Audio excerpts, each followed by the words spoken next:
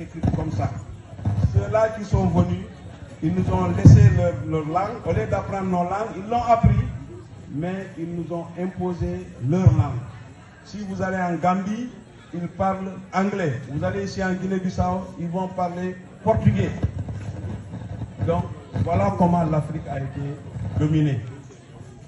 Et dans cette domination, comme je l'ai dit, il fallait chercher à diviser les Africains. Voilà pourquoi Napoléon a créé le régiment des tirailleurs sénégalais. Donc, ils prennent vos propres frères qui vont combattre vous-même les Africains. Parce qu'il faut le dire, les premiers tirailleurs sénégalais ont contribué à la victoire de l'Empire colonial français dans les conquêtes et résistances. N'est-ce pas? Maintenant, ce groupe a continué. La Première Guerre mondiale est arrivée. Ils ont participé. La Deuxième Guerre mondiale, c'est là où leur participation a été vraiment visible et victorieuse. Ils se sont battus corps et âme. On a perdu pas mal d'Africains en Europe. Des tirailleurs sénégalais. La France a gagné la guerre. Les pays alliés ont gagné la guerre.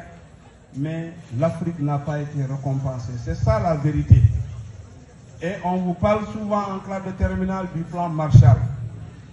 Quelle est la signification de ce plan Marshall? C'était pour faire quoi aux Européens? Élèves de terminale. C'était pour la reconstruction de l'Europe, la reconstruction économique. Vous savez, quand une guerre éclate, même si vous gagnez la guerre, mais vous allez laisser vos plumes, c'est-à-dire vous allez tout perdre. La France était un État pauvre après la Deuxième Guerre mondiale. Vous voyez, les pays qui n'ont pas trop contribué dans cette guerre, de manière physique, mais économiquement, ce sont ces pays-là qui sont devenus maintenant les grandes puissances, les États-Unis en particulier. Et d'ailleurs, c'est les États-Unis qui ont donné la possibilité à l'Europe de se reconstruire à travers ce qu'on appelle le plan Marshall. Et ils ont donné beaucoup de milliards aux Européens pour se refaire. Mais ils ne l'ont pas fait pour les Africains. Et la France aussi n'a pas partagé ce gain que les États-Unis leur ont accordé pour se reconstruire. Et après la guerre, il y a eu beaucoup de promesses qui n'ont pas été tenues. Et comme les professeurs vous l'ont dit, on a massacré. À la place de récompense, on a massacré ces Africains. Ce sont nos parents, ce sont des Balantes, des Manjaques, des Wolofs, des Burkinabés, des Malinqués, des Maliens, des Soudanais, partout. On a eu donc cette composante qu'on appelait des tirailleurs sénégalais. Donc voilà l'histoire. Aujourd'hui, nous devons rendre hommage, comme vous l'avez dit. On peut oublier. On ne vous dit pas quand vous voyez un Français de l'insulter ou bien de lui jeter une pierre. On retient ça comme une partie de... Nous devons rendre hommage, comme vous l'avez dit. On peut oublier. On ne vous dit pas quand vous voyez un Français de l'insulter ou bien de lui jeter une pierre. On retient ça comme une partie de l'histoire qui nous a fait mal. On peut pardonner, comme le disait tantôt Nelson Mandela, mais on ne va jamais oublier. Donc n'oubliez jamais cette date historique, le 1er décembre 1944. C'est ce jour-là qu'on a massacré nos grands-pères au camp de Thiaroye. Si vous allez à Dakar jusqu'à présent, il y a un cimetière pour ces tirailleurs sénégalais. Vous allez au camp de Thiaroye, vous allez voir l'histoire. Il y a même un film de Ousmane Sembène qui a relaté un peu l'histoire de Thiaroye 44. Donc si vous allez dans le net, vous allez davantage comprendre tout ce qu'on a dit ici en 2 heures et 4. En tout cas, je vous remercie. Ça a été vraiment une matinée agréable. Je remercie encore une fois les collègues, les élèves qui ont accompagné à faire ce cours-là et vous-même qui avez bien participé. J'étais derrière. J'ai vu des élèves qui ont vraiment honoré leur participation. Donc, merci.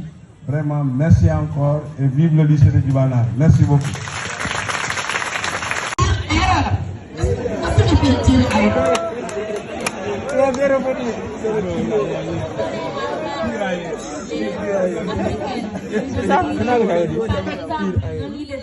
par là,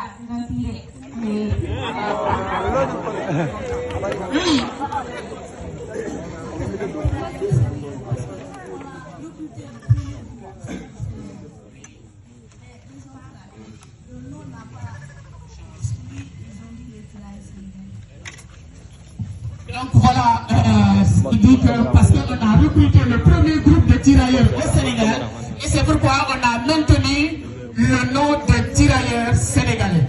Et entendons-nous que ce ne sont pas seulement les Sénégalais que l'on appelle les tirailleurs sénégalais.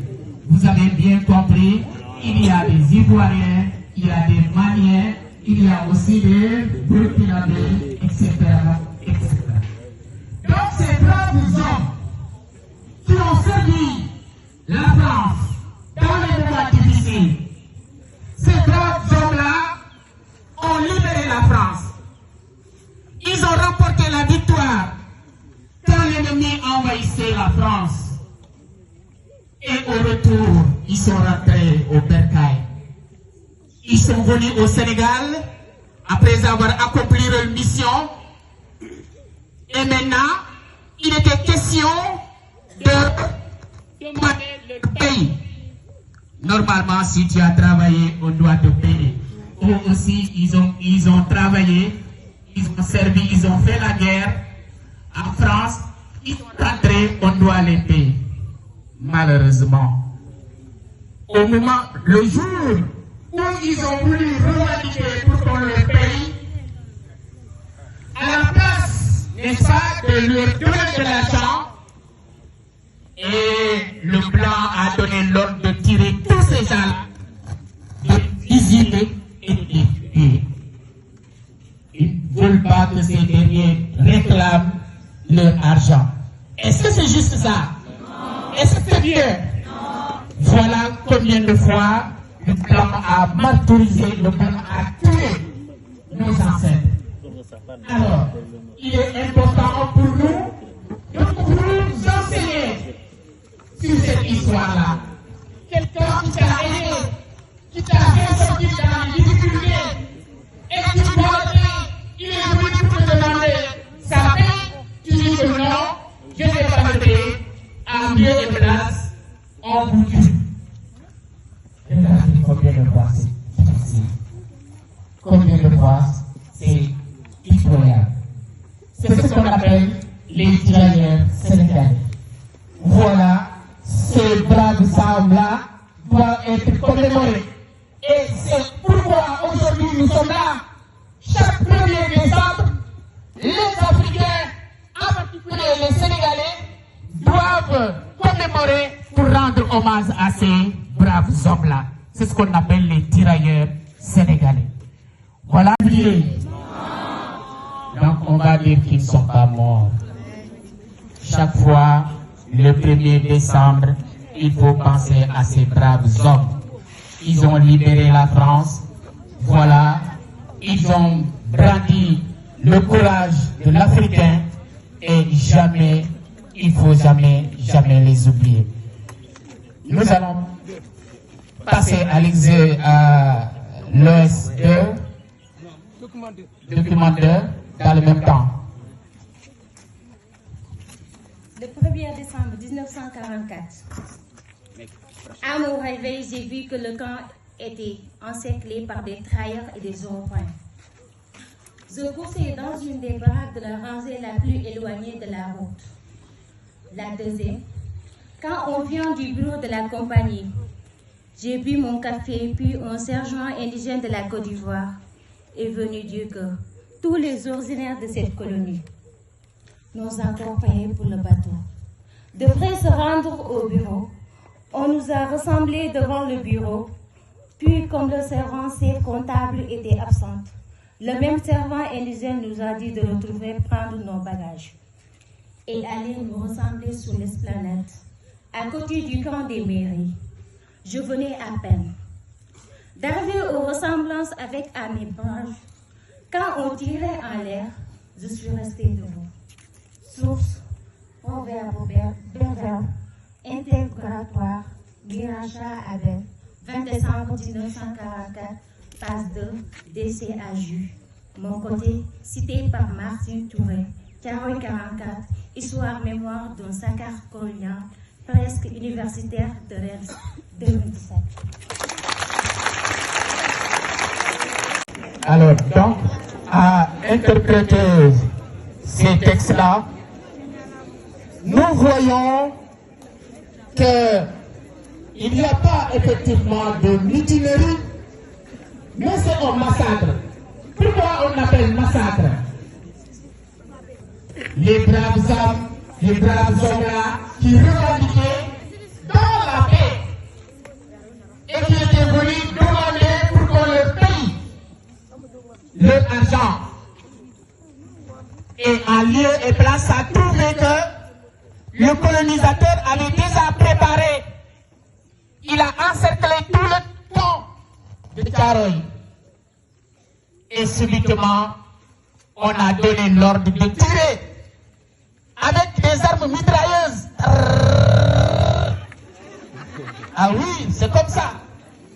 On les a massacrés.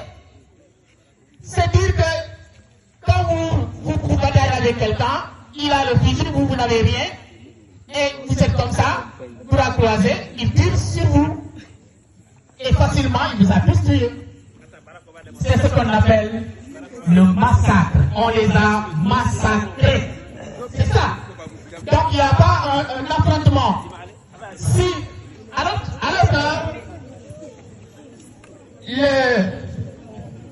le blanc, eux, ils font croire que c'était une mutinerie, là où les autres tirent, eux, ils répondent. Mais ce n'était pas ça. Ils ont massacré, ils ont tiré là-dessus, et c'est vraiment un massacre. Voilà, je vais faire intervenir M. Mangou, faire le deuxième point. Allez-y.